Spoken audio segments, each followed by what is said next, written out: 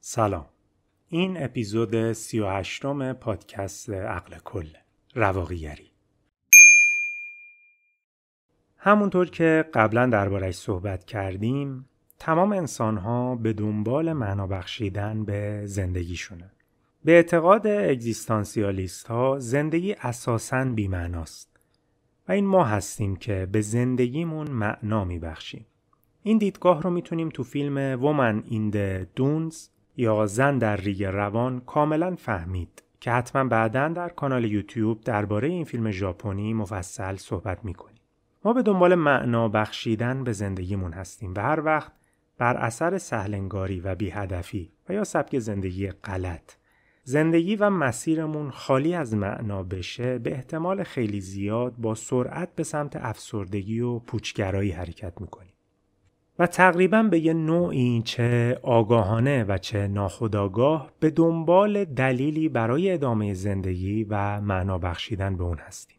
حالا هر کس به طریقی، یکی میره به دنبال علم و سواد و درس و دانشگاه و هر روز به این شوق زندگی میکنه که تبدیل به یه دانشمندی مثل انیشتین یا مریم میرزاخانی بشه و بتونه مرزهای علم رو پیش ببره و به بشریت خدمت کنه. یا کسی میره به دنبال ورزش و گرفتن مدال و زدن رکورد المپیک. یا کسی به عنوان پدر و مادر به دنبال پیشرفت و خوشبخت شدن فرزندش میره و هر روز با فداکاری و ایثار خودش رو وقف فرزندانش میکنه. و یا حتی کسی با گذاشتن وقت تو بنیادهای خیریه به دنبال کمک به نیازمندان و فقراست. و در کل به هزاران روش مختلف به دنبال معنا بخشیدن به این زندگی چند ده ساله خودمون تو این دنیا هستیم. یکی دیگه از روش‌های معنا بخشیدن به زندگی متدین بودنه. اعتقاد به این که این زندگی موقت بخشی از مسیر ابدی ماست و ما تو این دنیا با کنترل رفتار و انجام مناسک دینی خودمون رو برای حیات پس از مرگ آماده می‌کنیم. یعنی با عقاید مذهبی و دینی به زندگیمون معنا میدیم. اما قبلا من این رو گفتم که ادیان معمولاً با وعده و وعید و حواله دادن ما به زندگی بعد از مرگ و حساب و کتاب و قیامت معمولاً سعی در ترغیب ما به زندگی اخلاقی دارن. اما هستن مکاتبی که برای معنا بخشیدن به زندگی ما رو دعوت به اخلاق میکنن اما هیچ وعده و وعیدی به ما نمیدن و صرفاً اخلاقی زندگی کردن رو به صورت منطقی وظیفه ما میدونن و باز به صورت منطقی و فلسفی اثبات میکنن که این اخلاقی زیستن در همین دنیا فضیلت‌هایی برای ما داره که میتونیم کسبشون کنیم، مثل آرامش داشتن یا آتاراکسیا یا رسیدن به لذت و رضایت روحی و روانی. یکی از این مکاتب که تو این اپیزود میخوایم درباره‌اش صحبت کنیم رواقیگریه و اصلاً قرار نیست امروز درباره توصیه‌ها و فنونی که به انسان آموزش دادن صحبت کنیم. امروز قراره درباره خودشون و مکتبشون صحبت کنیم و باهاشون بیشتر آشنا بشیم و در آینده تو اپیزودهای پیش رو وقت و تمرکزمون رو روی آموزه‌ها و تمرین‌هاشون میذاریم. پس ما فعلا تمرکزمون روی رواقیونه، چون قبلا گفتم که مکاتب دیگه‌ای هم مثل فلسفه اسپینوزا، دائوئیسم و بودیسم وجود داره که فعلا با اونها کار نداریم و میچسبیم به همین رواقیون. رواقیگری نوعی فلسفه است، یعنی یک مکتب فلسفیه. پس قبلش باید کمی درباره فلسفه صحبت کنیم و با خود فلسفه آشنا شیم. فلسفه یک واژه یونانیه که از دو بخش تشکیل شده: فیلو و سوفیا. فیلو به معنی دوستدار و سوفیا به معنی دانش و خرده. و فیلوسوفیا یعنی دوستدار خرد، یعنی دوستدار دانش و تفکر. و عربیزه شده فیلوسوفیا میشه همون فلسفه. پس با این پیش زمینه فلسفه از کی پدید اومد؟ از وقتی که انسان صاحب خرد شد و شروع به فکر کردن کرد. یعنی در واقع ما نمیتونیم برای فلسفه نقطه شروعی قائل باشیم و بگیم از اون لحظه فلسفه پدیدار شد. اما فلسفه آکادمیک رو میتونیم دارای یک نقطه صفر و یا شروع بدونیم. سقراط کسی بود که خردورزی رو به صورت مستقل و تمام وقت انجام میداد و شروع به آکادمیک کردن اون به عنوان یک علم مستقل کرد و حتی واژه فلسفه یا همون فیلوسوفیا هم ابداع سقراط بود. فلسفه از بعد از سقراط میشه گفت که تازه یک سر و شکلی گرفت و مدارسی که به صورت تخصصی صرفاً فلسفه رو آموزش میدادن و تدریس میکردن شروع به کار کردن.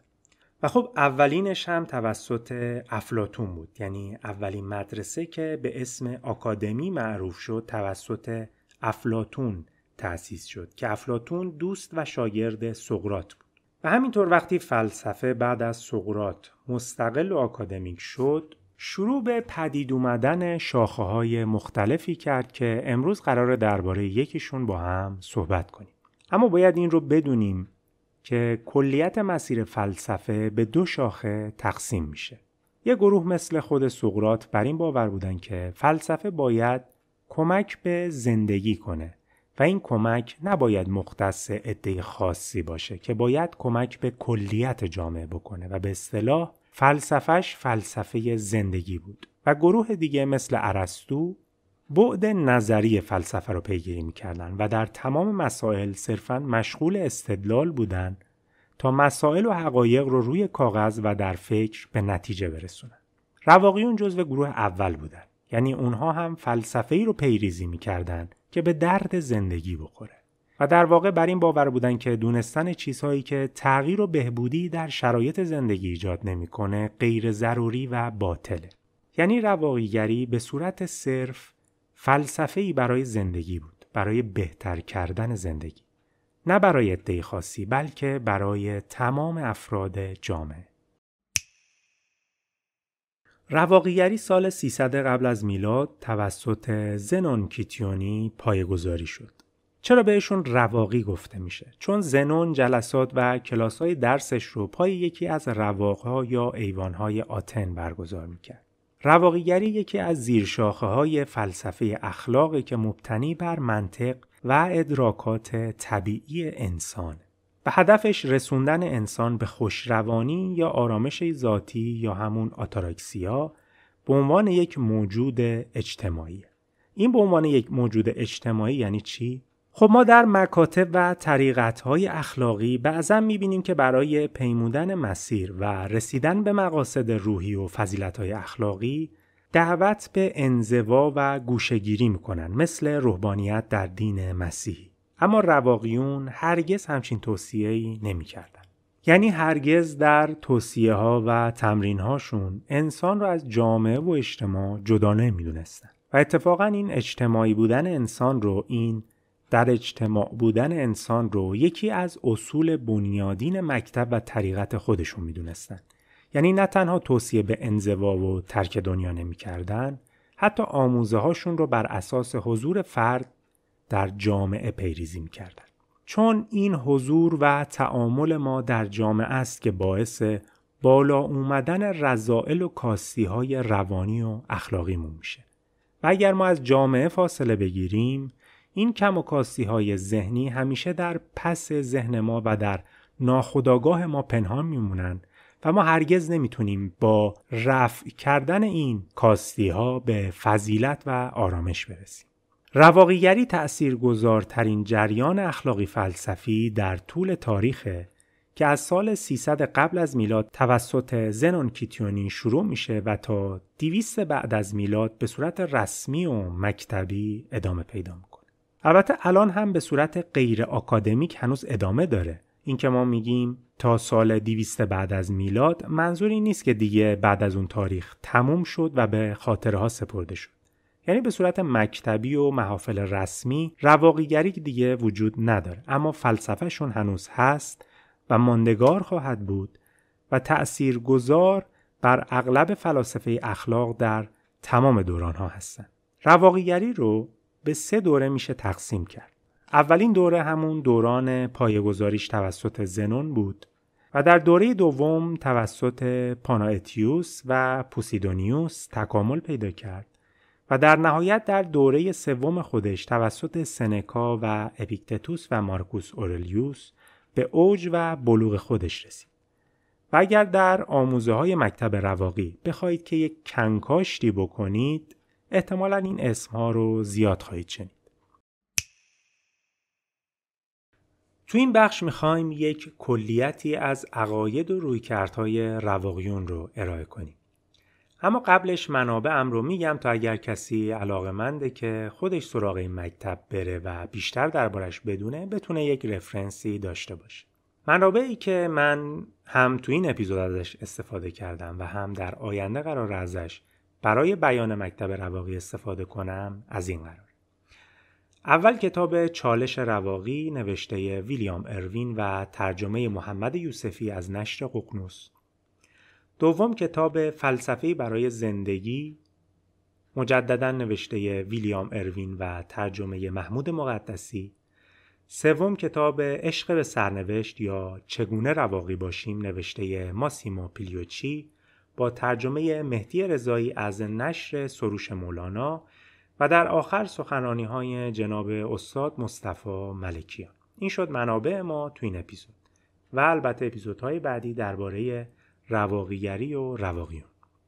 حالا قراره 10 ویژگی و یا رویکرد کلی از رواقیون رو عنوان کنیم تا بیشتر باهاشون آشنا بشیم. اولین ویژگی رواقیون عقلانیت تام و تمامیه که در آموزه ها و روش هاشون دارن. یعنی هرگز برای بیان عقایدشون متوسل به کشف و شهود و آراء دیگران نمیشن. یعنی نمیان بگن که ما به فلان مورد عقیده داریم چون دینمون این رو گفته یا فلان کس این رو گفته، مثلا سقراط یا افلاطون این حرف رو زده. تمام فلسفهشون بر پایه استدلال‌های منطقیه و یک عقلانیت ناب در آموزه‌های اخلاقیشون وجود داره. یعنی با استدلال کردن ثابت میکنن که مثلا اخلاقی زیستن هم وظیفه انسانه و هم به سود انسان. دومین ویژگی این مکتب اینه که فلسفه رواقیون همونطور که گفتم فلسفه زندگیه. به خاطر همین از پرداختن به مسائل انتزاعی و تحلیلی صرف که ربط و نسبتی با زندگی عملی نداشت همیشه اجتناب میکردن. یعنی چیزهایی که دونستن و ندونستنش تأثیری در زندگی عملی افراد نداره رو هرگز به سراغش نمی رفتن و اعتقاد دارن دنبال این مسائل رفتن و دونستنشون کار بیهوده و غیر اخلاقی و همیشه سراغ مسائلی می رفتن که جوابشون تأثیر مستقیم در زندگی عملی داشت. همین مسئله رو میتونید مقایسه کنید با زندگی امروز ما که چقدر دانسته هایی داریم و سراغ دونستن چیزهایی میریم و کلی وقت برای دونستنشون صرف میکنیم که هیچ ربط و نسبتی با زندگیمون ندارن و چون منطقاً داریم وقتمون رو تلف میکنیم و این وقت هرگز برنمیگرده داریم کار بیهوده و غلطی رو انجام میدیم.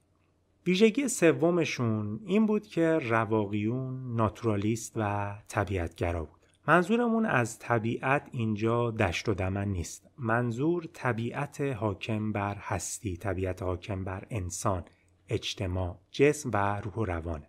رواقیون آرا و آموزه هاشون کاملا منطبق بر طبیعت بود. مثلا طبیعت انسان اجتماعیه و انسان میل به زندگی در جامعه داره. به خاطر همین هرگز انسان رو دعوت به ترک جامعه و دنیا و گوشه‌گیری نمی‌کردن. رواقیون بر این باور داشتند که انسان باید مسیر زندگی و برنامه‌هاش رو با قوانین و رویدادهای طبیعی تنظیم کنه و ما هرگز نمیتونیم حتی یکی از قوانین طبیعی رو ترک کنیم و بهش بی‌توجهی کنیم. باز مثلا طبیعت انسان داشتن زوج و آمیزش و فرزندآوریه و ما نمیتونیم به این روند طبیعی بی‌اعتنایی کنیم و مثل راهبان بعضی ادیان تا آخر عمر مجرد بودن رو انتخاب کنیم، چون این خارج از طبیعت ماست و بسیار زیاد روح و روانمون رو میتونه دچار آسیب و مشغولیت بیهوده نگه داره. این ناتورالیستی بودن رواقیون باعث این مسئله هم میشه که رواقیون همیشه به دستاوردهای علوم بشری اهمیت میدادن و هرگز خودشون رو از علوم و دستاوردهای علمی دور نمیکردن. یعنی به زبان راحت‌تر در زمان خودشون بسیار به مدرنیته اهمیت میدادن و همپای اون حرکت میکردن و نسبت به ورود چیزهای جدید به زندگی بشری هرگز گارد و عقبگردی نداشتن. اگر بخوایم از جهان امروز یه مثال بزنیم میتونیم به ورود کامپیوتر و اینترنت و موبایل‌های هوشمند امروزی اشاره کنیم که یک رواقی هرگز خودش رو از دستاوردهای مثل اینها دور نمیکنه و سعی میکنه خودش رو همپای تکنولوژی جلو ببره. در ادامه ویژگی سوم به ویژگی چهارم میرسیم که به هم مرتبطن. گفتیم رواقیون ناتورالیست و طبیعتگرا هستن. پس طبیعتاً باید برای طبیعت انسانی هم خیلی اهمیت قائل باشن. رواقیون توصیه میکردن که ما باید در قدم اول خودمون رو بیشتر و عمیق‌تر بشناسیم و توانایی‌ها و استعدادهامون رو کشف کنیم تا بتونیم مسیر پیش رومون رو سازگار با این توانایی‌ها برنامه‌ریزی کنیم و به هیچ عنوان توقعمون از خودمون رو فراتر از این توانایی‌ها و استعدادها نبریم. یعنی همونطور که توانایی‌های خودمون رو کشف می‌کنیم باید محدودیت‌های خودمون رو هم پیدا بکنیم و قبولشون کنیم. رواقیون به خاطر همین باور و استراتژی خیلی زیاد به روانشناسی و علوم روانشناسانه اهمیت میدادن. در واقع رواقیون یکی از اولین رواندرمانگران تاریخ محسوب میشن. لازمه که این رو بگم که رواقیون اول این رو میگفتن که ما باید اول دانایی و توانایی نوع بشر به عنوان یک کلیت اهمیت بدیم، بعد این وارسی رو به صورت فردی انجام بدیم. یعنی اول ببینیم که انسان چه کارهایی ازش برمیاد و چه توانایی‌هایی داره یا چه معلوماتی داره، بعد برای جزئی تر شدن بریم سراغ خودمون و به صورت فردی هم این تحلیل‌ها رو انجام بدیم. ویژگی بعدی درباره دیدگاه رواقیون به اخلاقه. اخلاق رو ما میتونیم به صورت کلی به 4 دسته طبقه بندی کنیم: اخلاق عرفانی، اخلاق دینی، اخلاق مصلحتی و اخلاق فلسفی. ستای اولی یعنی اخلاق عرفانی، دینی و مصلحتی دارای عیوب و نواقصی هستند که میشه در جاهای مختلف ایرادهای منطقی بهشون وارد کرد. اما اخلاق فلسفی چون از ابتدا بر مبنای استدلالهای منطقی بنا شدن، ایرادهای خیلی کمتری بهشون وارده. رواقیون در مباحث اخلاقی دقیقاً پیرو منطق و فلسفه بودند. یعنی قسم 4 از اخلاق. یعنی رواقیون هیچ پیشفرضی رو نمیارن مگه اینکه یک استدلالی برای اون از قبل داشته باشن. این یعنی چی؟ یعنی اول میان یک سلسله واقعیت‌هایی درباره طبیعت انسان رو بررسی میکنن، بعد سراغ یک سلسله واقعیت‌هایی درباره فردیت انسان میرن و سوم یک سلسله واقعیت‌ها و قوانینی درباره عالم طبیعت رو پیشفرض قرار میدن و با اتکا به این پیشفرض‌ها و واقعیت‌ها یک قاعده اخلاقی رو ازشون استخراج میکنن. این اتکا به واقعیت در اخلاق رواقی خیلی مهمه، چون باعث میشه خروجی کار یک اخلاق واقع گرایانه باشه، نه یک اخلاق آرمان گرایانه. اسم دیگه اخلاق آرمان گرایانه سانتیمانتالیسمه. تفاوت اخلاق واقع گرایانه با سانتیمانتالیسم رو اگر بخوایم با یک مثال خیلی ساده بگم، اینطوری که وقتی یک نفر مثلا جرمی مرتکب میشه، اخلاق واقع گرایانه میگه این فرد مجرمه و باید مجازات شه. منتها در مجازاتش باید حقوق انسانی فرد رعایت شه و کسی حق نداره به خاطر مجرم بودن حقوق اون رو تضییع کنه. اما در سانتیمانتالیسم میگه نه، اصلا این فرد از بیخ مقصر نیست، حتما کمبودی در جامعه وجود داشته که اون فرد مجبور به ارتکاب جرم شده، به خاطر همین نباید مجازات بشه. البته این خیلی مثال ساده‌ای بود، صرفا برای اونهایی که سانتیمانتالیسم رو باهاش هیچ آشنایی از قبل نداشتن. در کل یه اشتباه رایجی بین عموم درباره اخلاق هست که تصمیم‌های اخلاقی رو خیلی ساده تصور می‌کنن، در صورتی که مقوله اخلاق در فلسفه بسیار پیچیده است و از قدیم بین فلاسفه اخلاق اختلاف نظر زیاد بوده. رواقیون در استخراج قاعده‌های اخلاقی جانب منطق رو می‌گرفتن و سعی می‌کردن به دور از آرمانگرایی به پاسخ‌های واقع بینانه‌تر و منطقی‌تری برسن. پس چطور شد؟ رواقیون واقعیت‌ها رو میارن وسط و بر اساس واقعیت‌های موجود قواعد اخلاقی رو با استدلال‌های منطقی و روانشناسی ازش استخراج میکنن. چه واقعیت‌هایی؟ واقعیت‌های انسان اول به صورت کلی و بعد به صورت فردی و واقعیت‌های عالم طبیعی. رواقیون در خیلی از موارد جزو اولین‌های تاریخ بودند. مثل چی؟ رواقیون اولین کسانی بودند که درباره حقوق بشر صحبت کردند. اینکه تعریفشون از حقوق بشر چی بوده رو میگم، ولی مهمه این رو بدونیم که منظورمون حقوق بشری که امروز تعریف شده نیست، چون ما 3 منشور حقوق بشر به صورت رسمی تا حالا داشتیم. یک منشور تو انقلاب کبیر فرانسه نوشته شد، یک حقوق بشر در قانون اساسی آمریکا نوشته و تنظیم شد و یک حقوق بشر هم به عنوان منشور در سازمان ملل تنظیم شده که همه اینها مفادش رو میتونید با جستجو کردن تو اینترنت داشته باشید. ما کاری با محتوای اینها نداریم، اما خود لفظ حقوق بشر اولین بار توسط رواقیون مطرح شد. حقوق بشر یعنی حقوقی که تمام انسان‌ها به خاطر انسان بودنشون دارا هستند و کسی حق نداره این حقوق رو زیر پا بذاره. حالا تعریف رواقیون از حقوق بشر چی بود؟ رواقیون باور داشتن که اگر ویژگی در انسان وجود داشته باشه که اون فرد هیچ علم و اراده‌ای در داشتن اون ویژگی نداشته باشه، اون ویژگی هرگز نباید موجب امتیاز و یا محرومیتی برای اون فرد بشه. حالا این یعنی چی؟ وقتی ما به دنیا میایم هیچ کدوممون از قبل جنسیتمون رو انتخاب نکردیم یا محل تولدمون یا رنگ پوست و نژادمون و هیچ علم و اراده‌ای از قبل نسبت به این ویژگی هایی که الان داریم نداشتیم. یعنی اینم میدونستیم مرد بودن و یا زن بودن یعنی چی و نه انتخاب و اراده خودمون بوده که زن یا مرد باشیم. پس این مثلا مرد بودنمون نباید موجب داشتن امتیازی نسبت به جامعه زنان بشه و نه زن بودنمون موجب محرومیت نسبت به جامعه مردان. البته یک سری ویژگی ها هست که قابل تغییره، مثل کودک بودن. با گذشتن زمان کودک تغییر میکنه و وارد بزرگسالی میشه و امتیازات و محرومیتاش تغییر میکنه. اما زن و مرد بودن هرگز قابل تغییر نیست. و چون توی هیچ کدوم از اینها مثل جنسیت، محل تولد، رنگ پوست، نژاد هیچ علم و اراده‌ای از جانب ما نبوده، پس هیچ کدوم اینا نباید موجب امتیازی نسبت به بقیه و یا محرومیتی نسبت به سایرین برای ما بشه.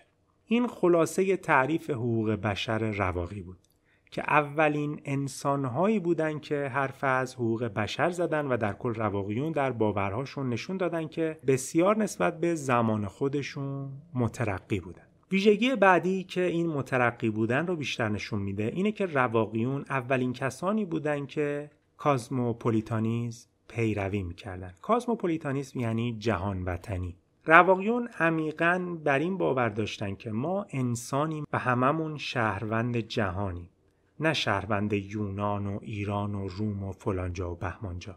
به باور رواقیون ما نباید خودمون رو در قید و بند جامعه‌ای که درش زندگی میکنیم قرار بدیم و بعد به خاطر اینکه تعلقی به این جامعه داریم بخوایم برای این جامعه و ملیت امتیازی نسبت به جوامع و ملت‌های دیگه قائل بشیم یا برای این جامعه حقی قائل باشیم نسبت به جوامع دیگه یا نسبت به این جامعه برای جوامع دیگه تکلیفی قائل باشیم که البته این ویژگی رو میتونیم ذیل اون باور حقوق بشری رواقیون هم قرار بدیم.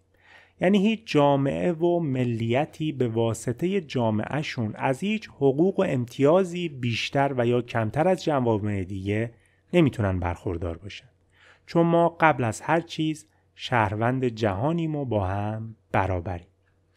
البته درباره این مسئله خیلی بیشتر باید توضیح و تفسیر داد و واقع بینانه تر باید دربارش حرف زد که امیدوارم در آینده این فرصت باشه که دربارش حرف بزنیم. اما الان صرفاً داریم باورها و عقاید رواقیون رو یه بررسی مختصر میکنیم. بریم جلوتر.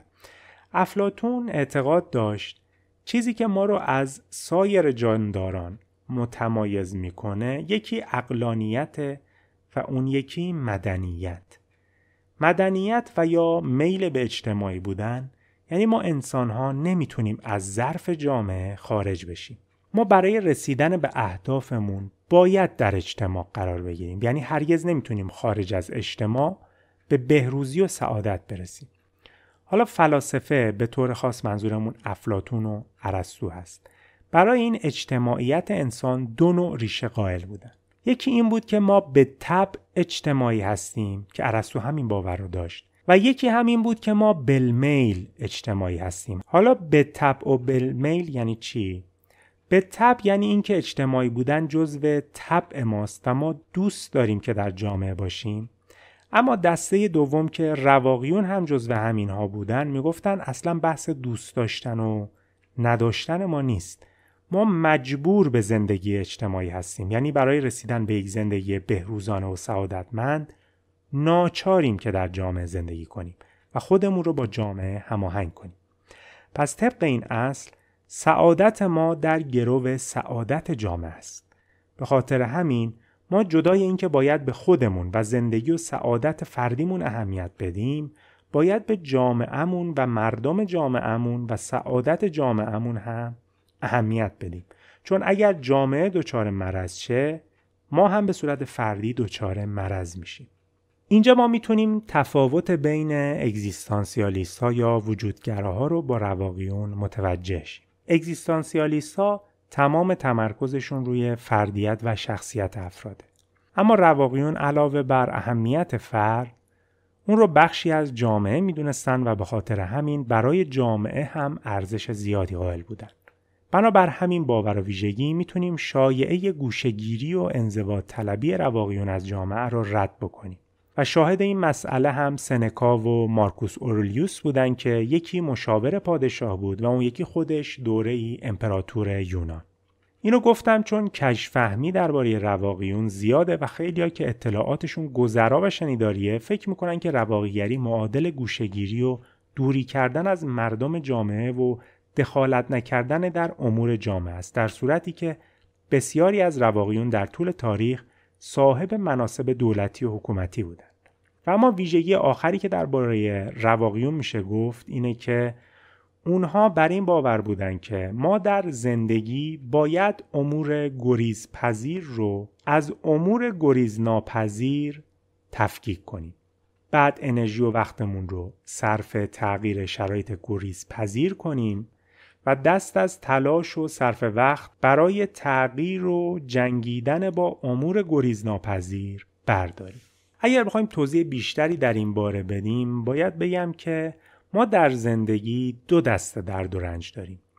یک دسته از این درد و رنج ها گریزپذیر و قابل برطرف شدنن و یک دسته گریزناپذیر و غیر قابل تغییر.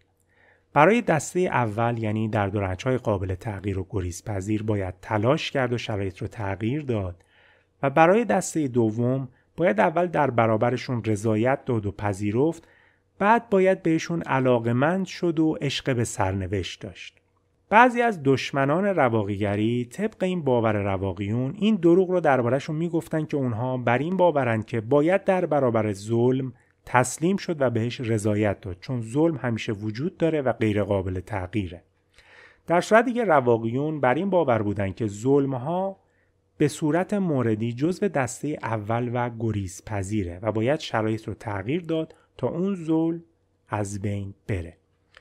و اکثرا سعی بر این داشتن که با ورود به دستگاه دولتی و حکومتی مظالم رو تا حد امکان از بین ببرن. همونطور که گفتم مثل سنکا و مارکوس اورلیوس. حتی درباره رواقیون این رو میشه گفت که هیچ مکتبی به اندازه اونها افرادش وارد در دنیای سیاست و حکمرانی نشدن.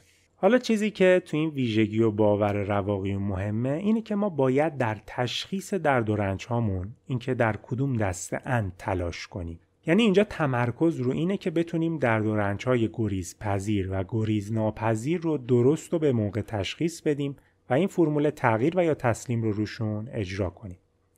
بنا به همین مشرب گله‌گذاری و گله‌مندی در نظر رواقیون کار بیهوده و بی‌معنایی بود. چون اعتقاد داشتن اگر چیزی که برات درد و رنج تولید کرده اگر قابل تغییره که چرا وقتت رو صرف گله کردن میکنی، برو و تغییرش بده. و اگر هم غیر قابل تغییره که باز چرا به جای فراموش کردن و پذیرفتن اون اومدی داری گله گذاری میکنی، رهاش کن و هم خودت و هم من رو بیش از این آزار نده. هر کدوم از این مواردی که امروز بررسی کردم دارای جزئیات بسیار زیادیه و خیلی بیشتر میشه درباره‌شون صحبت کرد و رواقیون برای هر کدوم از این باورها همونطور که گفتم استدلال قابل ارائه دارن که ما هرگز قرار نبود امروز وارد جزئیات اینها بشیم، فقط چون قرار درباره آموزه و تکنیک‌های رواقیون در آینده با هم با جزئیات صحبت کنیم، لازم بود که یه آشنایی کلی درباره‌شون داشته باشیم. پس قرار ما این شد که اپیزودهای مربوط به خودیاری و توسعه فردی از این به بعد ماهی یک بار منتشر شه که هم به صورت صوتی در کست باکس قرار داده میشه و هم به صورت ویدیو در یوتیوب و هر هفته یک ویدیو هم در کانال یوتیوب عقل کل منتشر میشه که موضوع کلی درباره فیلم و سریال های روز و کلاسیکی که قراره با یک رویکرد متفاوتی نسبت به باقی کانال ها تو این حوزه کار کنیم. ما در عقل کل هیچ سرمایه‌ای جز حمایت شما نداریم. پس خیلی خیلی به من لطف میکنید اگر عقل کل رو به دیگران معرفی کنید تا اگر چیز خوبی اینجا هست دیگران هم بتونن ببینن و یا بشنون.